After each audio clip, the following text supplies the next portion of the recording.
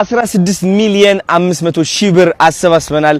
በአንድ ቀን ውስጥ ከምናምን ማለት ነው ጋይስ በጣም ነው የሚገርመው እንግዲህ እናንተ ደግሞ ብሄር ሳትለዩ ሃይማኖት ሳትለዩ ዘር ሳትለዩ ደግፋችኋል አመሰግናችኋለሁ በኢሳ ስምም እናመሰግናችኋለን ማለት ነው እንግዲህ የምትመለከቱት ከጀርባዬ ትልቅ ትራክ አለ ምግቦች አሉን ልብሶችም አሉን እነዚህ ልብሶችና ምግቦችና ከ16 ሚሊዮን 500 ሺህ ብር ጨምሮ ማለት ነው እኛም ብሄር ሳንለይ ዘር ሳንለይ ሃይማኖት ሳንለይ ማለት ነው በተለያዩ ቦታዎች ችግር ላጋጠማቸው ህዝቦቻችን እንደግፋለን ማለት ነው እኩል በቂ እንዲበቃቸው አድርገን እንሰጣለን ማለት ነው እንግዲህ ኑ ላሳያችሁ እስኪ ውስጥ ያለውን ነገር ወንድም አለምና እስኪ በእናት እናሳያቸው እስኪ አሁን ዘይቱ እየተጫነ ይገኛል እንደምትመለከቱት ዘይቱ እየተጫነ ነው የሚገኘው እዛ ጋር ደግሞ ዱቄት አለ አባስ ጀነሬተርም ይሄው ጀነሬተርም እየላክን እንገኛለን እንደተናገርነው በተቻለን አቅም ለማሟላት እየሞከርን ነው ሁሉም ነገር ይሄው እዚህ ጋርም ዱቄት አሉ ልብሶቻቸው እነዚህ የህፃናት ልብሶች አሉ ጫማም አሉ ጫማዎች አሉ የልጆች ጫማ ሁሉ የንጽህና እንትኖች ሞዴስም አለ ሁሉም አለ ዘይት በቃ በአጠቃላይ ብዙ ነገር ነው የብርድ ልብሶች አሉ እና በጣም ነው ደስ የሚለው ጋይስ እሺ ዋው እናመሰግናለን አይደል እንዴ ቴንክ ዩ ሶ ማች እሺ አሁን እንግዲህ ኃይላ የምትጨምረው ነገር አለ ምንም የምትጨምረው ነገር የለም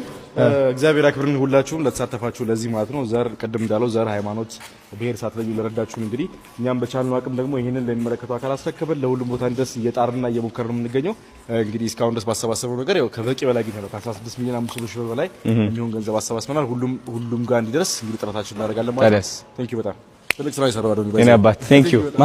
ማህበርም ተጋግዘን ሶሻል ሚዲያ ማህበር ማለት ነው ተጽዕኖ ፈጣሪዎች ሁላችንም ተረባርበን ያመጣነው ነገር ነው እና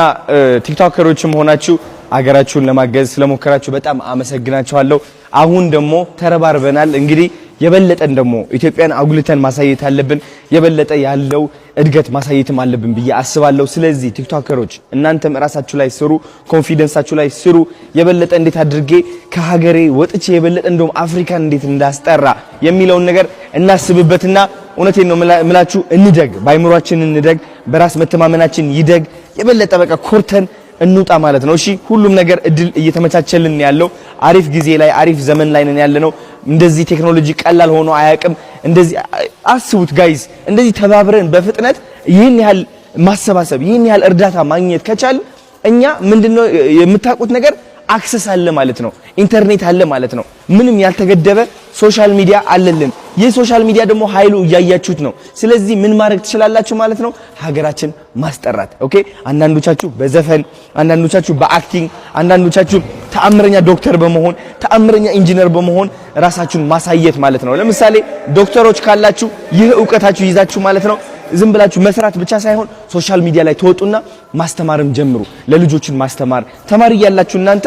ማወቅ የምትፈልጉት የከበዳችሁ ነገር ከነበረ ተገልብጣችሁ ተማሪዎችን አስተምሩ ምክንያቱም እናንተ የከበዳችሁ አሁን የሚከብዳቸው ሰዎች አሉና እባካችሁ የሶሻል ሚዲያ እድል ተጠቅመን ብዙ ሰዎችን ማገዝ እንችላለን አንዳንዶቻችን በገንዘብ በእውቀት በማዝናናት